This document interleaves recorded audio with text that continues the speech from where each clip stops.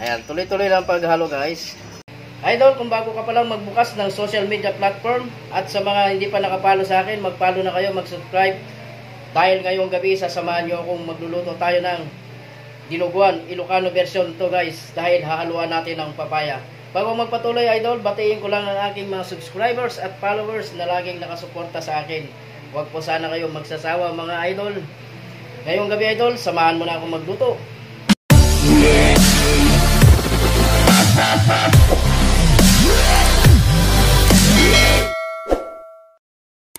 Bale, ang una kong gagawin guys, isasangkot siya ko muna itong ating karne ng baboy. Hayaan muna natin siya mag-produce ng kahit konting mantika. Bago natin igisa, papatakan ko lang ito ng konting salt. Pan muna natin yan. Hayaan natin siya maglabas ng mantika. Check natin mga idol. So ayan, nag-reduce na yung kanyang tubig. Haluin lang natin yan. Nagpo-produce na siya ng sarili niyang mantika. Tatabi lang natin yan para may gisa natin yung mga aromatics. Ang gagamitin kong mantika guys, itong used oil. Yung pinagprituhan ko ng lechon kawali. Unahin ko na itong ginger, yung luya. And sunod na rin natin yung ating bawang. Haluin lang natin yan para pumantay yung kanyang pagkakaluto. Sinusunod na natin yung ating sibuyas na pula. Ayan, pwede na natin pagsama-samahin yung mga ito.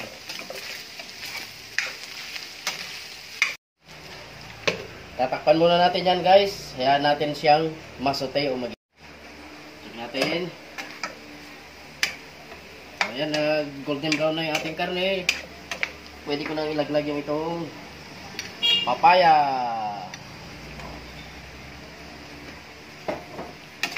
Pork dinuguan with papaya ang ating recipe ngayon mga idol ha.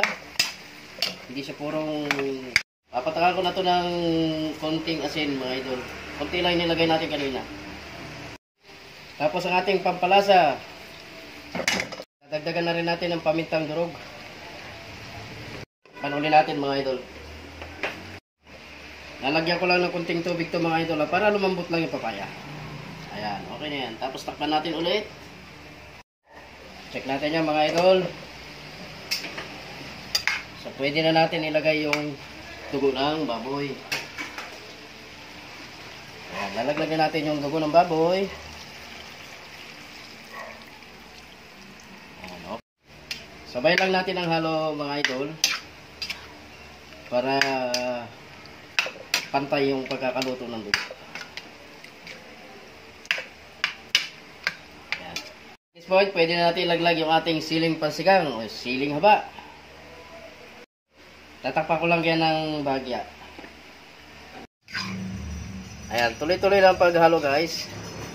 Para yung dugo ay mamasad ng gusto at lumabas yung kanyang texture. Yan o. Ayan.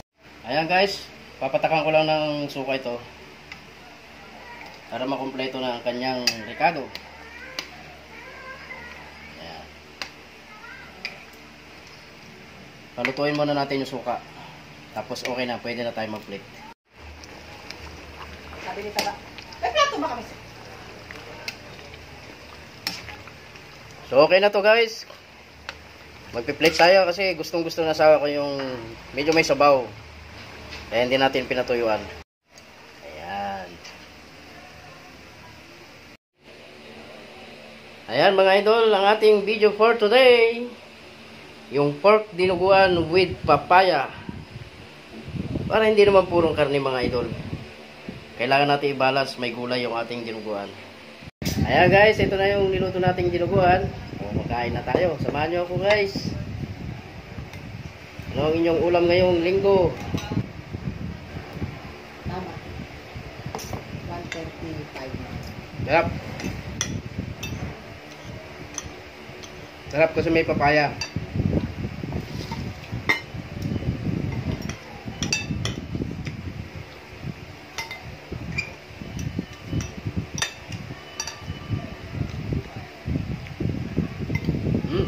Ayan, maraming salamat sa mga sumuporta sa aking video ngayon. Happy Sunday sa inyong lahat mga idol. Huwag po sana kayong magsasawa. Dahil marami pa tayong pagsasamahan. See you tomorrow. Bye-bye. I love you all.